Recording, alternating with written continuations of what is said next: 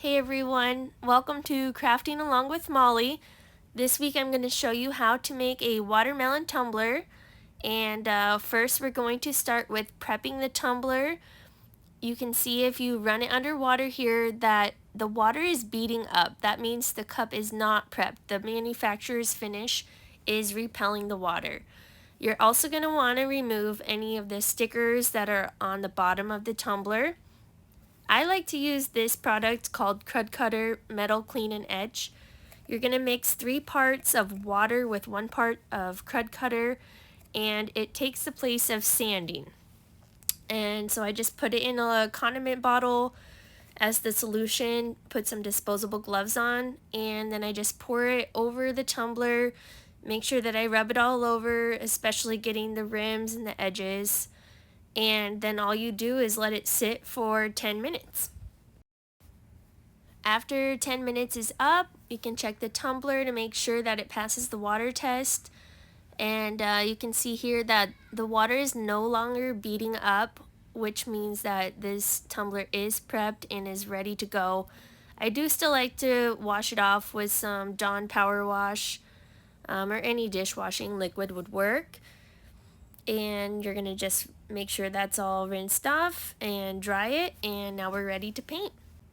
I'm using the Aurora primer to paint my tumbler, and I like to use one of those fluffy blush brushes to apply it. I think those brushes really help to make the paint go on very smooth. And I just like to do kind of long, even strokes from top to bottom, bottom to top. If you do too much overworking with it, especially in the middles, you're going to see more like a stroke pattern. It won't matter so much because we're doing glitter on this tumbler, but if you were doing a tumbler where you wanted the paint to be very smooth, you're definitely going to want to be consistent with your top to bottom or bottom to top strokes. Once you're happy with the coverage, then you can let your tumbler sit and dry for 30 minutes, and then you can come back and apply your second coat. So here I am applying my second coat. I always like to start with the bottom and then work it down the walls of the tumbler. Because of the way that I like to do the glitter for this watermelon design, I just prefer to paint my tumbler white so it's more of a blank canvas. If I was doing a tumbler where it had more defined areas where I was going to put different colors of glitter, then I definitely would recommend to paint your tumbler with either the Aurora primer tinted with pigments or the Aurora 3-in-1 paints. It will just make it a little bit easier for you to get really good coverage on your first go with your glitter. Also, if you don't have the Aurora primer or the 3-in-1 paints, you can base coat your tumbler with spray paint. You just have to let it gas off for 48 hours before you'll be able to continue to the next step. The next step will be glittering our tumbler with Helios glitter glue. We're going to be using both fine and chunky glitter, and I'm excited to show you my techniques, so stay tuned. Hey guys, welcome back to part 2. Today we're going to be applying glitter and our first few coats of Hyperion. So right now we're starting off with Helios glitter glue, and I'm just applying a thin, even coat over the whole tumbler. I always make sure as soon as I'm done using my brush, I'm putting it in water right away so it doesn't start to harden up. And now I'm going in with my first glitter, starting with the pink, and I'm just kind of going at an angle. This is why I didn't want to base coat my tumbler with paint, because I kind of just make it up as I go. So just kind of eyeball how you want your glitter to lay. I like to have it kind of ombre off to the sides. For the watermelon rind, I thought these 2 glitters would make the perfect color that I was going for. So here I am applying it to the rest of the tumbler. I make sure that I go back over the pink where I ombre it just to make sure the green ties back through it. And once you're happy with the coverage of your glitter, then you can go ahead and tap off any extra, and then you're going to wait 30 minutes. After 30 minutes, you can roll your tumbler in parchment paper and smush your glitter nice and flat. Once it's smushed, then you can take a dry brush and brush off any extra glitter. If you don't do this, you might get clumps of glitter when you're going to brush on your next coat of glitter glue. Now I'm going in with my second coat of glitter glue. I like to seal one color at a time to avoid any cross-contamination of maybe some stray glitters. So I did the pink first, and now I'm sealing over the green. And once that's all covered, you can start glittering again.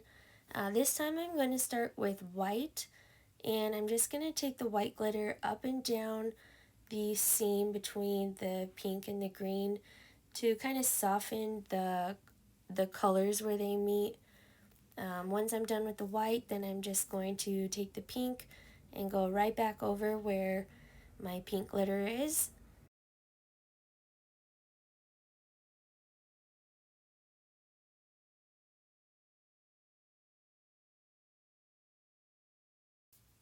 And then I'll do the same with the green and recoat my green glitter.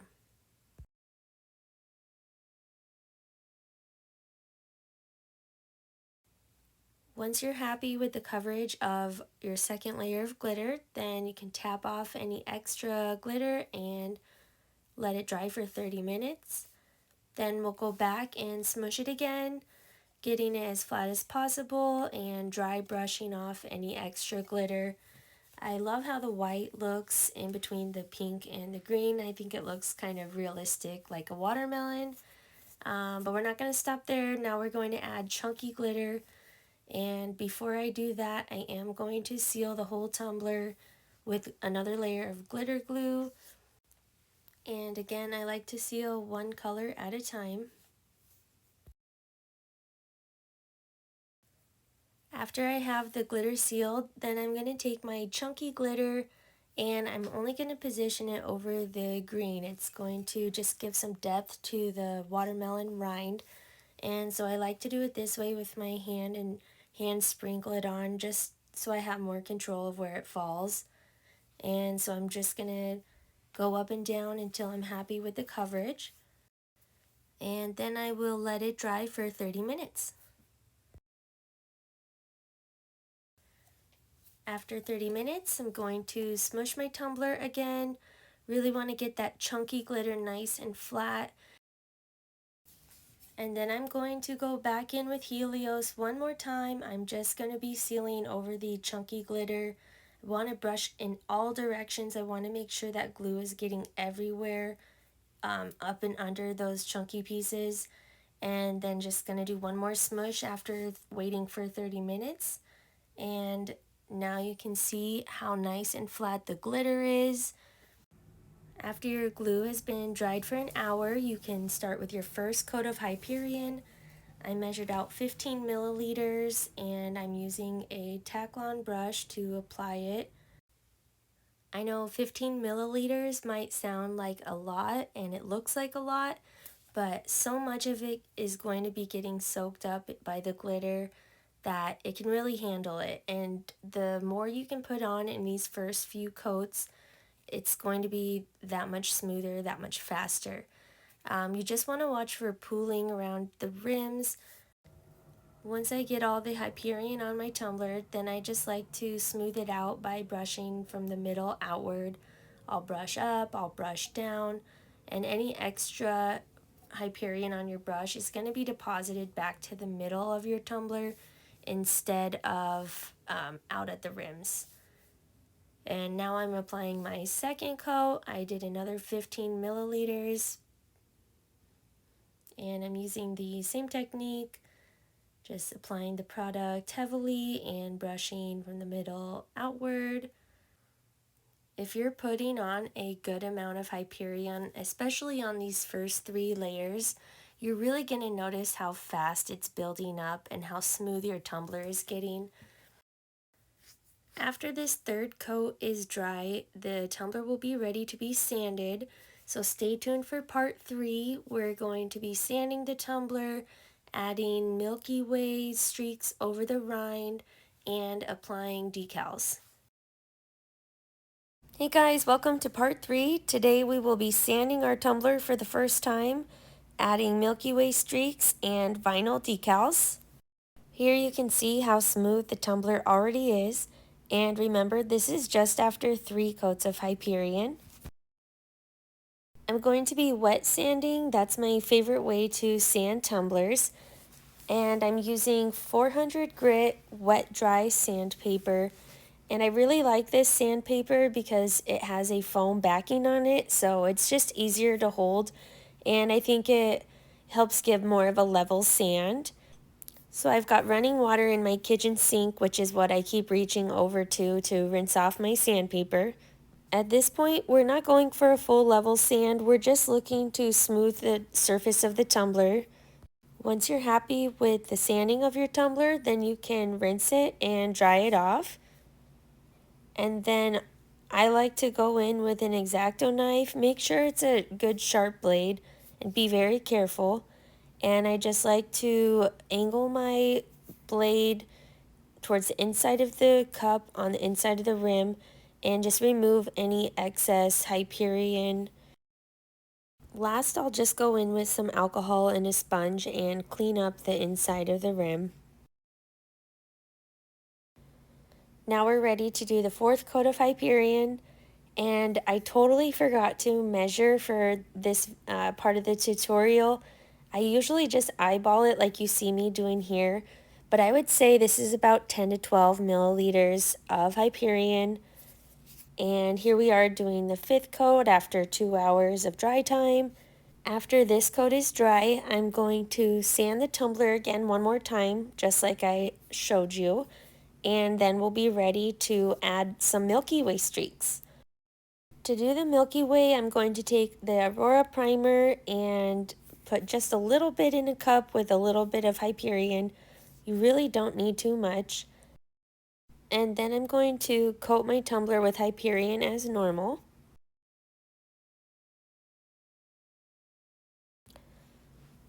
Once it's smoothed out, then I'm going to take my Aurora and Hyperion mixture, and I'm just going to add some streaks across the green glitter.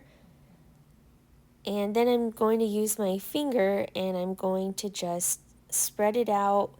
When the turner's going clockwise, I find it easier to do bottom to top streaks, and then I'll rotate my turner to spin counterclockwise, and then I'll go top to bottom. And I just kind of keep working with it until I'm happy with the way the streaks look. To do the bottom, I'll just dip my finger into the white mixture and try to line up the streaks from the sides like they're wrapped around to the bottom. After this coat dries, I'm going to apply these vinyl watermelon seeds. I'm using a small piece of transfer tape and I'm just randomly placing them all over the pink glitter.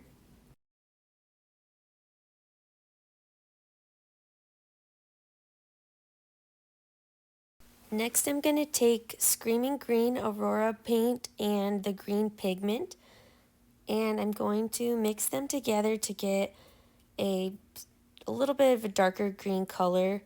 I'm going to add some Hyperion in as well to help it move. And I'm going to do the same technique like I did with the white Milky Way, and I'm going to add the green right over top of it. I like to do these colors in 2 separate layers. That way they're not mixing together. I want the white to stay white and the green to stay the darker green.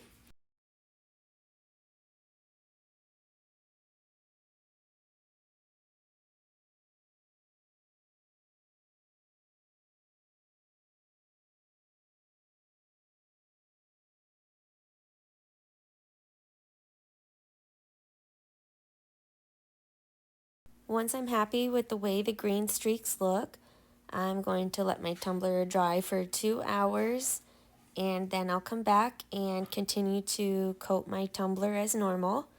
After 3 coats over the vinyl, you can sand, and I would recommend just sanding over the decals and any rough spots on your tumbler, but you don't have to sand the whole tumbler again. Instead of sanding over the decals, I'm just going to do a couple more layers of Hyperion, and then I'll do one more complete level sand.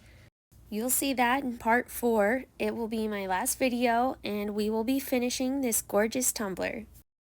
Hey guys, welcome to part 4. This is the final segment of this craft along.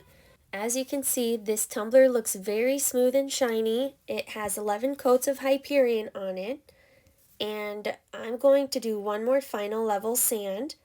I'm using 400 grit sandpaper, and I'm going to sand this tumbler until I can no longer feel those vinyl decals or any other bumps on the surface. And then once I'm happy with it, I'm going to go over one time with 1000 grit sandpaper. This will buff out any residual scratch marks you might have from the 400 grit. Rinse it and dry it off, and you can see just how smooth, has like a matte looking finish to it. That is a good level sand. I'm going to do 2 more coats of Hyperion on this tumbler to bring the shine back and finish it up. I completed this tumbler from start to finish in just 3 days, and the top coat will be fully cured after 10. Look how beautiful and glossy that shine is. I hope you've enjoyed crafting along with me and learning some of my techniques. If you have made a watermelon tumbler from watching, I would absolutely love to see it.